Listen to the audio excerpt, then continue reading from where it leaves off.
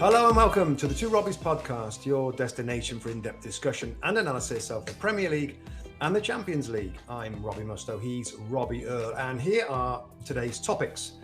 Tottenham, top their group after a last-second winner by Pierre-Emile Hojbjerg. Liverpool finished second, but in the group stage beating Napoli at Anfield.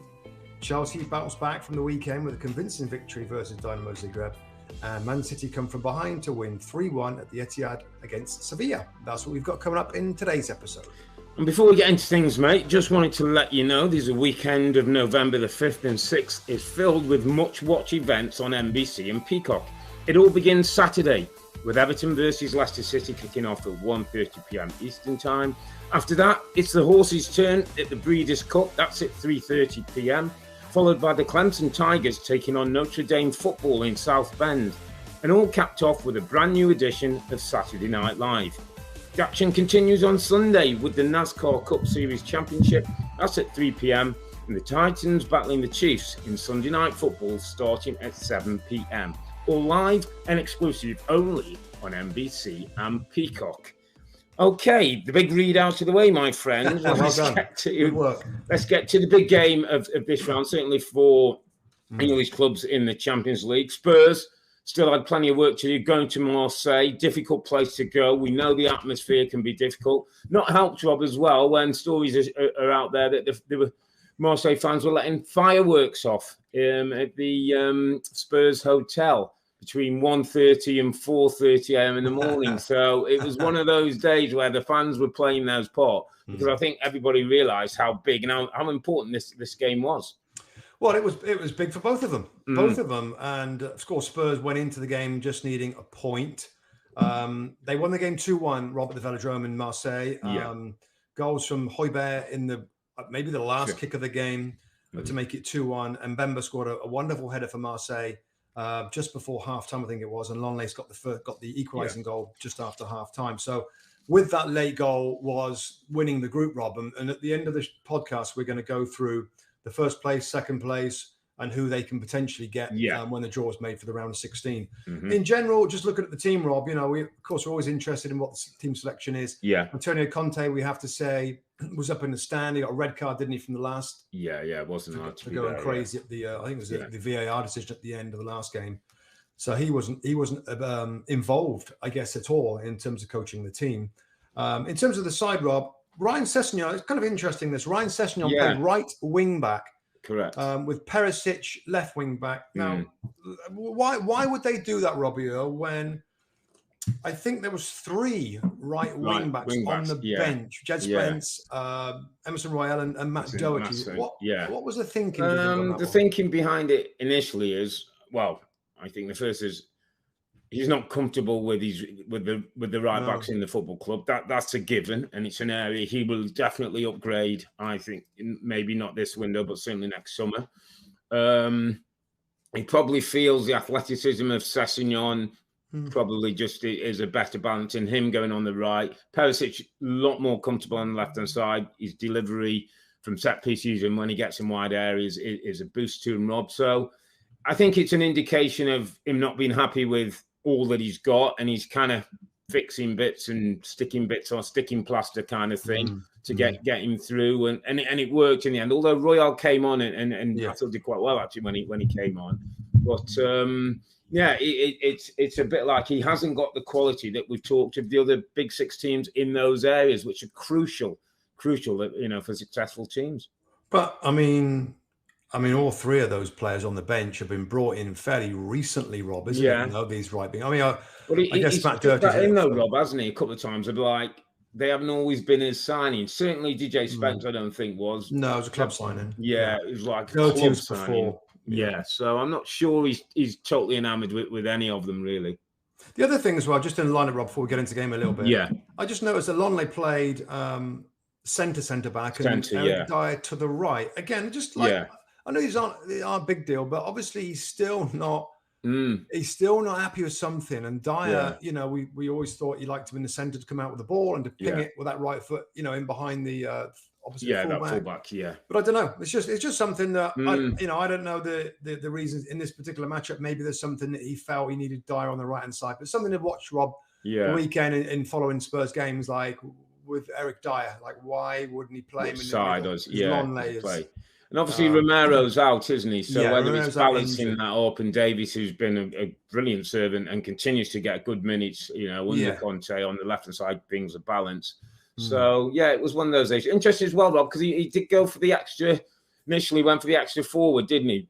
Yes. In the team. So he got Lucas Moura and Son underneath Kane, went back to the two holding midfield players with the wing backs, which was a little change again, a little tweak in that midfield area.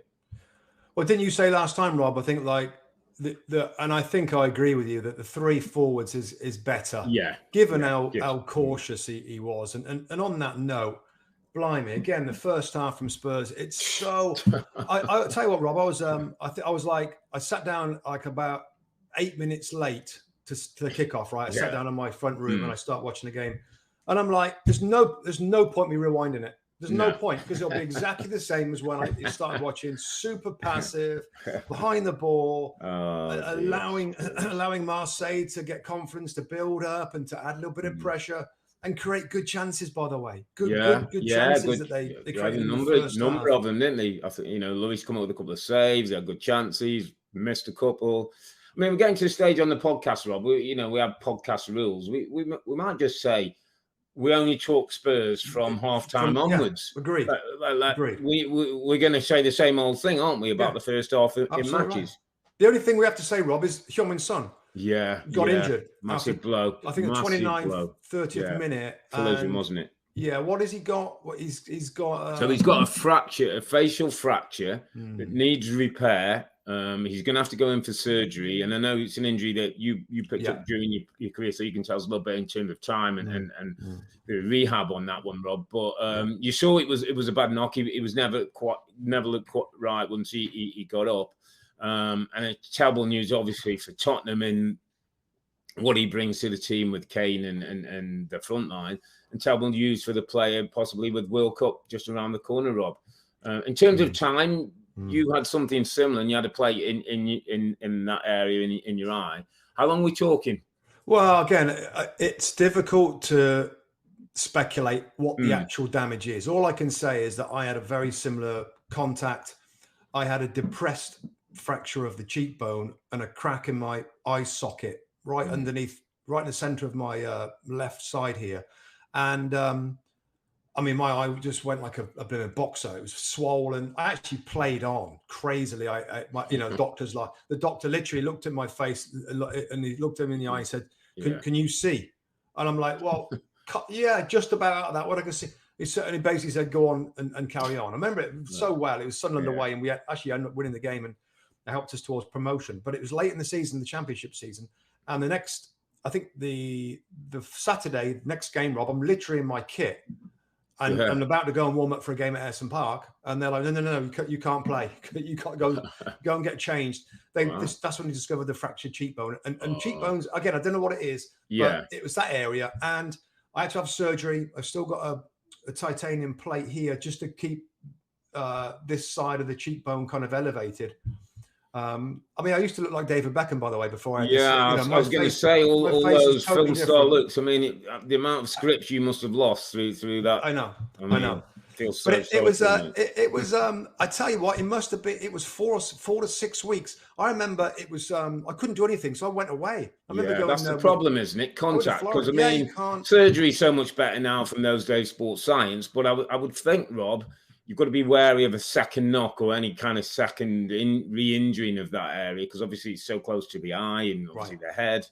It's a big problem. So it's a huge loss for, feel so sorry for Heung-min Son, first of all, obviously Tottenham fans, North Korean fans who, he would be a big part of the plan. So, but Spurs did move on, Rob. They Basuma came in, got an extra midfield man, went with the two up top and got the job done, Rob, in the second half. Better, more intensity, better pressing. So you want to give a little mention to, my friend, Rodrigo Bentancur. He's been playing well. Yeah, playing well, like more athletic, Rob, than I thought. Wins the ball a little bit more. He's better in possession than I thought. just at times, and we'll give Hojbjerg the credit he deserves, because obviously important goals and what he means. But Bentancur has been a really important part of this. When I wasn't totally convinced and wasn't sure he would definitely be a starter in the Conte team, the way he'd set the team up. No, I'd seen him before. I'd seen him before in different leagues, and I remember him being quite a technical player, actually, and really good on the ball. Now, in Conte's version of him, he's more safe than I can I can remember. You know, so he could be a bit more creative. He could. Yeah, I've seen him be more creative, but I think in that role, in that team, with what his manager wants, he's a little bit sticking to basics, and he's not. I mean, I've seen him kind of dribble out of trouble, really quite technical. Yeah, and I haven't seen that so much, and unless his game's kind of changing a little bit. But no, I think him and Hojbjerg, particularly Hojbjerg. I mean, wow. Yeah. I mean, what a player he is. I mean, he is not spectacular. He's not skillful. He's not going to make that many defense splitting passes, but then he step up with some big moments, just big moments. He's like a big moment, defensive plays, or you know, a crossbar before he scored the winning goal. I mean, it's a guy that has to do so much work in his own penalty box, helping out those three defenders, centre backs that still don't look secure. Rob, I mean, the chances that they gave up. I mean, the one that comes to my mind, of course, is Super. Who was it? There was a massive header at the end. Kolasinac has a great chance. Yeah, he has a great chance. I mean, this could have been different, Rob. This could have been very, very different. You know, when you look at Antonio Conte's record in the Champions League, I think it isn't, you know, for the teams that he's managed, it hasn't been that great. So, you know, you're just starting to think about, God, you know, again, but you know, he knocks it in at the end there, and of course they only needed a point, but they've got the win. But it was much better in the second half, much more energy, much more desperation, much more kind of front foot football. And Marseille were as we might expect them, but they weren't good enough for that point. But you know, again, and it's not all, you know, great stuff for Tottenham, because they could have conceded not just the one at the end, but there's others as well. They still, for a team that wants to rely on its defensive stability, they're not that blimmin' stable. It's really funny, Rob. So I've just come back from San Francisco. I was up at a conference for a couple of days. Just jumped back from San Francisco airport. As I was just sitting there waiting for my plane, a guy comes up, said, recognizes, you know, say hi to Rebecca and you and Tim. Spurs fan, right? American born, was just saying, do you know what? I'm just enjoying what we've got. We're not great. We don't play well, but you know. And he said, and he hit a big point. He said, "Well, we have got a bit of spirit about us now. Like these late goals keep coming, don't they? You know, Bournemouth. You look at games during the season, the Sporting game. They come up with big moments. And it's interesting as well that he said it's 12 months since Conte took over. It's like his first year. And they have got a bit of difference to them. They're certainly not right yet. We've talked about fullbacks. We've talked about the three centre backs. We've talked about how the midfield setup could be. And there's still different modules of what Conte wants to eventually get to. But there is change, Rob. There is change with this group. There is change. They are very different now. I think what the Spurs fans are going to have to accept, and maybe like this guy that you met, Rob, maybe accepted that this is a step. These are steps in the right direction. If it continues to kind of trend this way, and that might be another couple of years, Rob. Yeah, 4 or 5 windows. Spurs never going to go crazy and bring in. Yeah. But you know, they've got a guy that wants to win. I mean, an example of this about how they changed. I want to mention. I've got to make a note of it here. How about the block by Ivan Perisic, which is a certain goal? It's a certain goal. Yeah. He comes in, Rob, from that right-hand side, and he protects it, keeps his arms down, and he gets in the way of a block that is he's 3 yards away from the goalkeeper, or he's going towards the corner. I mean, things like that. I mean, that's brilliant defending. You know, you talk about spirit with Hojbjerg in the goal, but there were some big defensive plays as well. You know, that I'm like, again, in another day, that goes in, it could have been different. But I guess the point I'm trying to make is that it's not pretty, but they are tougher. There is a mentality. He's a winner. He's slowly getting that over, even if there's parts of the team that aren't anywhere near what he's going to want to see. They're still moving in the right direction. And I always look at that for managers, particularly of the big clubs, Rob, that because there's so much scrutiny and pressure on them.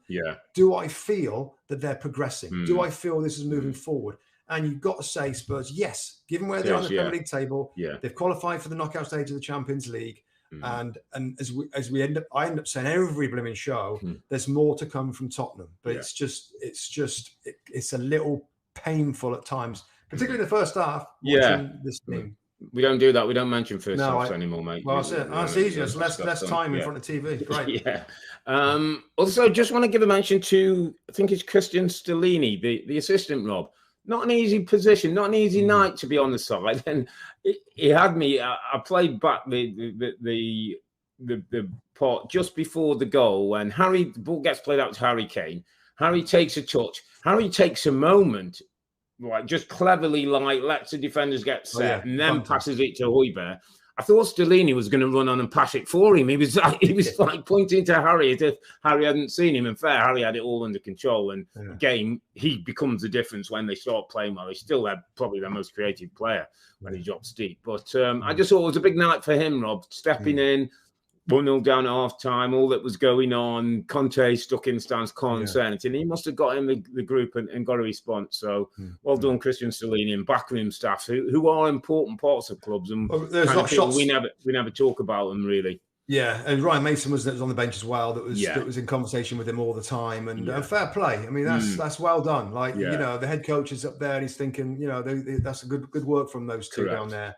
On the bench. So no, good shout, Rob. That is, and we don't often mention that when the pressure. God, I mean, that can make that competition. Given the fact they need a point, you know, it's you know, they've done it well. Well done, Spurs. They finished somehow. They won the game and they finished top of their group. And again, we'll go at the end and see who they might get in the next round.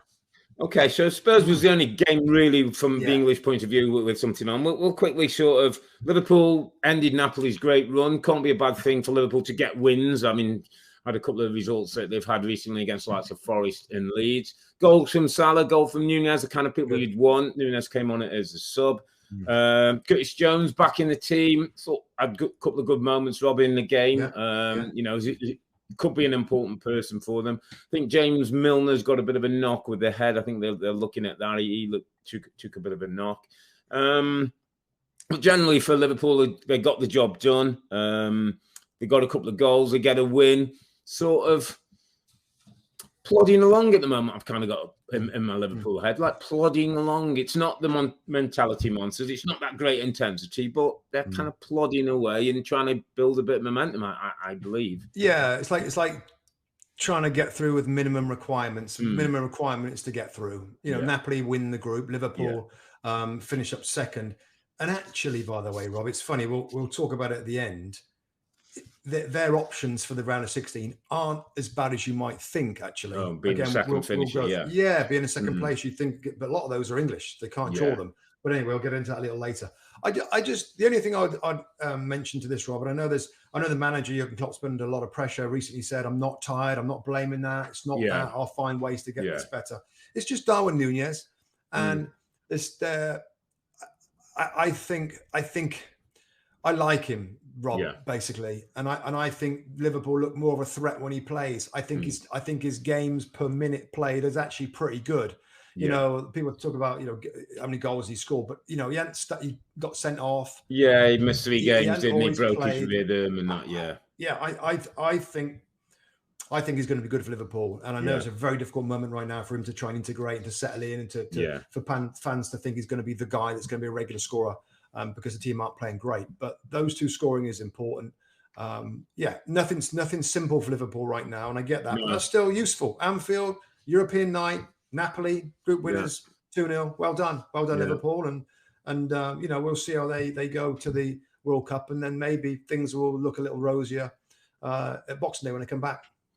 Yeah, and we'll venture into Chelsea, Stamford Bridge, home to Dinamo Zagreb, 2-1 winners, 1-0 down actually, and came out to a Sterling goal, and then Zakaria on his first start gets a goal. Dennis Zakaria, who I think is one of them players was signed like in the window, Rob, and they put like to sell and one or two others, and I haven't really seen him. Not quite sure where he was, but I thought he did okay today. Looks a bit all action. Look, obviously he's going to learn and get better, but an important goal. Yeah. And I heard Graham Potter talking about him, said, competition for places is important, and he's going, he's done himself no harm, and he's in the mix now.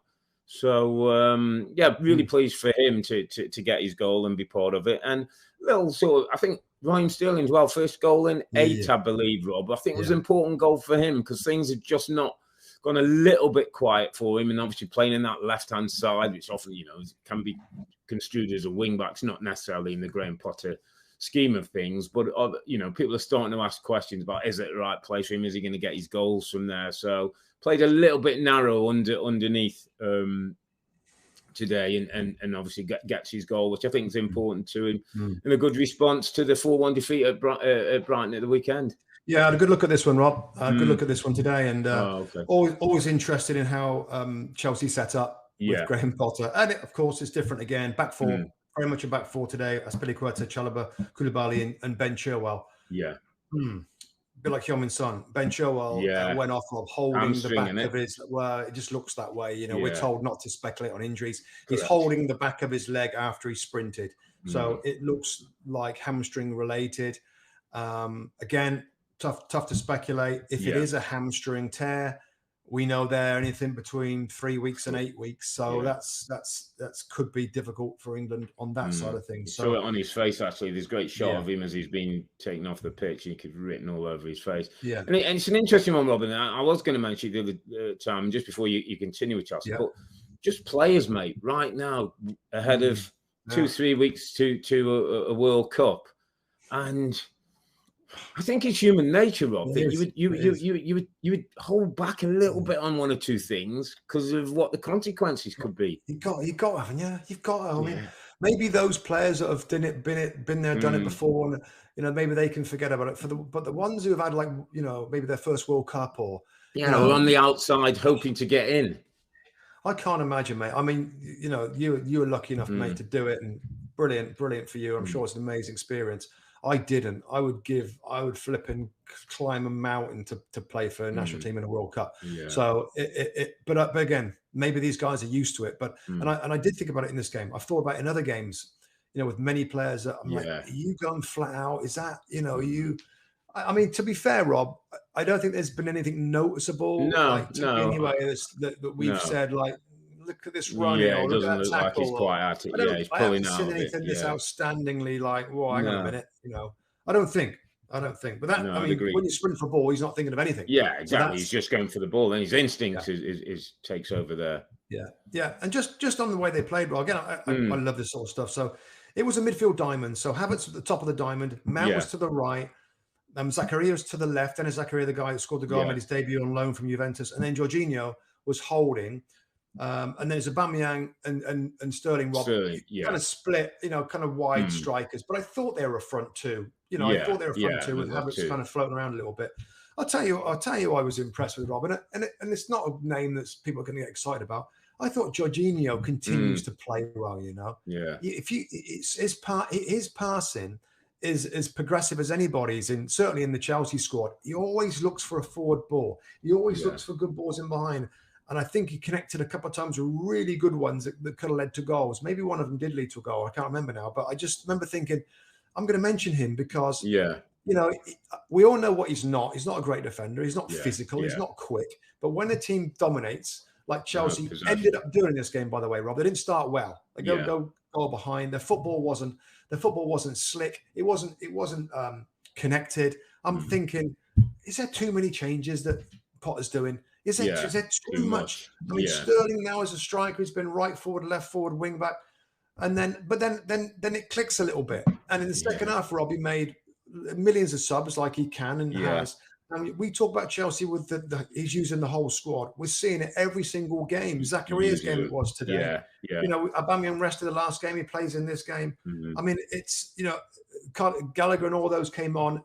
That the message must be getting over because all the subs came in and all of a sudden there was a new energy about Chelsea and they drove at the game. They drove at the game. They're looking for more goals, hungry for more goals in the second half and could have had more. Dinamo Zagreb tired out trying to stop Chelsea. They started well, but I think the longer the game went on, Chelsea got stronger and stronger and stronger. And they have got a decent squad though, Rob, haven't they? When we talk about Tottenham. You talk a little bit maybe about Arsenal. Chelsea have got a deep squad. Oh, there's literally two players for every position, virtually. Yeah, I mean, Loftus-Cheek came in off the top of my head. Brower came in. Loftus-Cheek came in. Yeah, Gallagher came in. Yeah, I mean, there's Christian Pulisic, Pulisic came in again. not I mean, off the that's start. 4-1. Yeah. So he's using them, and they're getting results. I feel right, and I'll ask you about this. I still feel, because again, we read a ton of stuff and we listen to a lot of radio and UK stuff and everything. I still get the vibe, particularly from UK radio, that people aren't sure about Potter. Yeah. And he's getting a little bit of, I'm like, well, he's kind of done well, hasn't he? It's funny because I had a little tangent here, Rob. I jumped on a guest for a podcast yesterday. Yeah. With actually US international Tim Ream is doing a podcast with Steve Salengro, who works for NBC. Yeah. And Steve was kind of saying, Potter, is he, and so there's a vibe out there that it's not going great. I think it's going pretty blooming well, mate. Yeah. It's really funny, isn't it? It's really funny because certain managers can go in, and Ancelotti, for argument's sake, and people go, great work. That's great. We can see what he's trying to do. Yeah. For some reason, Graham Potter's not held in that regard. Jesse Marsh is not held in that regard. Unai Emery is not held in that regard. And so there's a section of I wouldn't say just the British media, but there is it's sometimes in the media, and it becomes a bit of a viral, like talking general public opinion, that people are like, I'm still not sure about this Graham Potter. He could do it at Brighton, but they almost wishing him to fail so they can prove their point. Yeah. Also, Rob, I mean, again, not to speak down of some of these guys, but a lot of ex-players that are pundits now in the UK, they are going to bring up, and we have too, about, the big-time personality, is he big enough for Chelsea? And when big-time players, former players, I know, nor am I, but when former players say things like that, journalists jump on it, and then it kind of starts to circulate a little bit. And why is he? Can he? And again, I'm not having that either as well. But I think that is something that's going to be levelled against Potter until he wins something, or until he goes to a level or whatever. And that's what he's got to do. But he's a smart, bright coach. Interesting point you made, Rob, when he brings his subs on, his subs want to play, to bring intensity. How many times have we seen subs have a sulk up because they're not playing? They get thrown on for 20 minutes and don't get at it. Which was happening more under Tuchel, by the way, who has won a Champions League. But the last few games at Tuchel, he wasn't getting a tune. Hakim Ziyech almost looked at him as if to say, me and you were done in that last game they played in Champions League. So, it's a good point you make. And listen, I think Graham Potter's just got to get his head down, continue to do what he does. I would like to think the ownership group of Chelsea are pretty generally pleased with the way things have gone. And it's going to be an important second half of the season for Graham Potter, Rob. Once the World Cup's done, they've got to make sure they're getting close to that top three. They've got to go deep into this Champions League competition. And domestic cups might be something. He might want to win one of those early on to just settle things down. Yeah, one of the things that we talked about yesterday with this, just finally on Chelsea here, Rob, is like, and Steve said to me on the podcast, he doesn't really know his system yet. He doesn't know his best team yet, which may be true. But I'm like, well, they've had games every 3 days since he's been there, really, because the European competition. He's got to try and rotate. I mean, he's still feeling out his squad and how best to set them up. See, I think, Rob, with a Graham Potter, and he's very different. And listen, one day we should do a podcast maybe on systems and managing that. But I think Graham Potter is a kind of manager who doesn't have a best 11, who doesn't have a set system. No, I think Graham Potter has three systems, and there is no set 11 that play in his team. Like Pep, a bit like Pep, absolutely. I think that's how modern coaching and modern managers now have it. I don't think it's as rigid as it used to be. Well, they, put his best team out and let him play. No, that's not quite how these guys work anymore. No, it's a good point. No, but I mean, Chelsea got the job done. Yeah, looking more like scoring, Rob, than they ever have. I saw 22 shots, Rob, 6 on target, which is a lot of shots. Thomas Tuchel's last few months, mate, that wasn't happening. They were struggling to do anything going forward. So that's something that I definitely think is better and improved, and he's got more players in the box, etc., etc. So Chelsea finished top of their group. Yeah. So look, are we going to have a little roundup of finishing group winners, group runners up, and possible, certainly for the English clubs, Rob, what might be danger, might look not too bad? Yeah, but Man City, Rob, we're just going to Oh, touch on sorry. Yeah, just sorry. real I forgot quick. we Like, did. I mean, Yeah. I didn't see a lot of this game. I know some of No. the younger players played, Rob. 3-1 against Sevilla. Yeah, 1-0 down, actually. Got done on a Yeah. set piece and then, came back. Yeah. Alvarez took his goal really nicely, actually. I know you talking, went past the yeah. goalkeeper. And young Rico Lewis, one of, who's come through at the football club, 17 years of age, Rob. So I believe I wrote down he's 17 years of age, 17 years, 346 days old, which makes him the youngest player to play in the Champions League and score on his first start. Ahead of a player who was 17 years and 352 days, Benzema. Back in the day. Oh, wow. God, he started young, didn't he? Yeah. God, what a career. Correct. Right back there. But good win for City. Pep was delighted when young Louis scored. It's great. It's great to see when Pep appreciates those kids who come to the academy, because everyone keeps on about the money with City and whatever. But it's great when you see people coming there. You got the Fodens, Cole Palmer was in the starting, Rico Lewis at right back. It's great when they come on. And we also got for the Alvarez goal, mate. It's like he almost should patent the pass, shouldn't he? Kevin De Bruyne. Yeah, that right-handed ball. I mean, no one does it better in world football. That ball. No one delivers it. I did see the goals, and typical Man City goal. Just back on the youngsters, Robert. I know Pep has always said, whichever club he's been at, he doesn't want a big squad because he wants to be able to get players from the youth team or U21s or 23s or whatever it is on the bench and in games. And when we do nearly every Man City game on our NBC broadcast shows, Rob, we look at the bench as like, there's one we hadn't heard of, and there's always 2 or 3 super young guys. So that's something that nobody talks about. I think it's a brilliant philosophy from the club or from Pep, just to sort of like young kids. There is an avenue. It's right Manchester, in front of you. local boys, right there. You come through, you do well. You're going to sit on the bench in Premier League games and in Champions League games. So.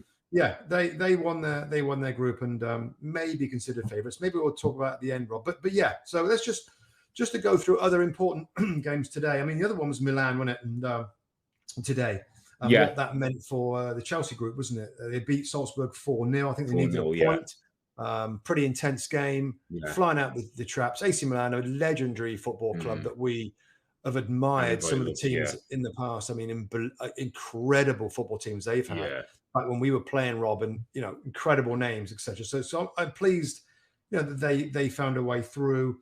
Real Madrid beat Celtic 5-1. Copenhagen, Dortmund 1-1. Got some other results here. What other ones really mattered? I guess Bayern versus Inter is always interesting. 2-0 to Bayern, but there wasn't that many. I mean, the PSG game. PSG beat 1-1, but finished second. Yeah, the Benfica result 6-1 at Maccabi Haifa was pretty amazing result, which has enabled them to finish top of their group. Benfica top, PSG second. So I've got them all written down here, Rob. The first of the group. So let me go through the winners. So of course there's 16 teams that go through. Yeah. And the winners are Napoli, Porto, Bayern, Spurs, Chelsea, Real Madrid, Man City, Benfica. Runners up: Liverpool, Bruges, Inter, Eintracht Frankfurt, Milan, Leipzig, Borussia Dortmund, and PSG. So I've just kind of written down the possibles for the English Premier League sides. Yeah, right? So Liverpool, again, the round of 16 draw. Not sure when the draw is. No, I wasn't sure if it's it's out there. It's not far away, like maybe Monday or something. I don't know, it's soon. So Liverpool may, again, the rules are you in the round of 16, after the round of 16, all bets are off the draw. Yeah. But you can't play a team from your country or a team that was in your group. So Liverpool finished second, so they're playing a team that finished first. But because there's so many English and Spurs, Man City, Chelsea. Yeah, they can't play them. They can't play Napoli. So they could draw Porto, Bayern, Real Madrid, or Benfica. Now, I mean, Bayern and Real Madrid, but I wouldn't say. I mean, Real Madrid are starting to look stronger, but it's not as bad as you might think. Finishing second with all these great clubs in it. They that's not bad for them. Spurs could draw Bruges, Inter, AC Milan, RB Leipzig, Dortmund, PSG. PSG are the big ones here, Rob. That's 2 games of danger. Spurs don't want PSG. No. Yeah, I mean, why not? The others, why not? Chelsea's similar. Bruges, they could get into. Bruges. Bruges would be a nice one. Yeah, and Bruges would be a great one for all of the English teams. These 3, sorry. Leipzig, Frankfurt, Leipzig, Dortmund, and then, of course, PSG. Man City, Bruges, Inter, Frankfurt, AC Milan, Leipzig, and again, PSG. So that's whoever PSG gets, if the English boys, that's the one they want to avoid. That's a massive game, isn't it? Yeah, that'll be a massive 2 games.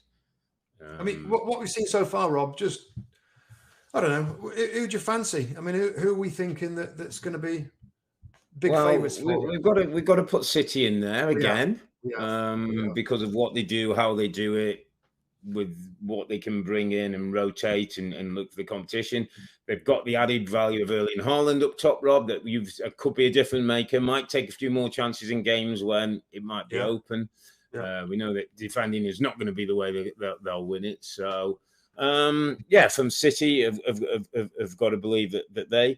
Liverpool, Rob, might have to concentrate a little bit more on this competition. Is it something that they could get their heads around again and get some momentum second half of the season? Maybe that's a lift for them. He did talk about the title's gone now, but we are in other competitions that we can go for. So you wouldn't put it past Klopp sort of coming back after Christmas and getting a reasonable league position, but going deep in this competition. Yeah. Just to confirm, the draw is actually on Monday. It is on Monday, the round of 16 draw. Yeah. Just others, Rob, I think. Yeah, I mean, I think first off, let's crack through the big names, because big name teams, Real Madrid, they're always going to have to be. Real Madrid, you've got it. Yeah, you've got respect. I'd also put Bayern Munich in there as well. Sadio Mane playing Bayern Munich, going back to Liverpool. How about that? One, my friend? That'd be amazing. Napoli, talking Liverpool's group. I mean, Napoli are on fire. Unbelievable run, unbelievable. 21 games, I think, they're unbeaten. Yeah. So he's doing a remarkable job there. They deserve a mention at this point. Yeah. And then you've got PSG, haven't you? You've got PSG, where like, if you see some of the goals and some of the movements in the front 3, you think, wow, how is anybody living with them? But it's not just about going forward. And we know that defensively, they didn't finish top of their group, for example. So they will be in there with the favourites. I just don't think they're going to. I think it'll be similar again, where teams will find a way to do a job on them over 2 legs and block them up, and then they'll maybe concede. So I don't think they'll go all the way. No. Maybe it's Man City's year, Rob. Maybe it is their time with that extra goal threat from Haaland that can, because they are going to concede. They're going to concede. They always have in these stages. They always will. But maybe with this guy, they can bang in more goals and win some high-scoring games. But no, it's fun to see the 16 on a piece of paper. Yeah, and the knockout. Once that draw comes, then it adds another bit of flavour and who's playing who and who might get knocked out. You don't know. One of these big boys can get knocked out by somebody have a bad night in this competition. It can be really difficult. So, it's always great stuff, mate. Listen, we're going to wrap it up there. And it's been a good week for the English teams in the Champions League, all through the group stages. Now we wait the big draw to see who they get in the knockout stages. We're going to be back on Sunday. That's November the 6th, when we'll recap match week 15 of the Premier League. That includes a couple of real big games. London derby, Chelsea facing Arsenal, and Spurs hosting Liverpool. But for now, I'm Earle, he's Mustoe, together with the 2 Robbies. Thanks for watching and listening. Be safe, stay healthy. It's a good night from me. And it's good night from him. Good night.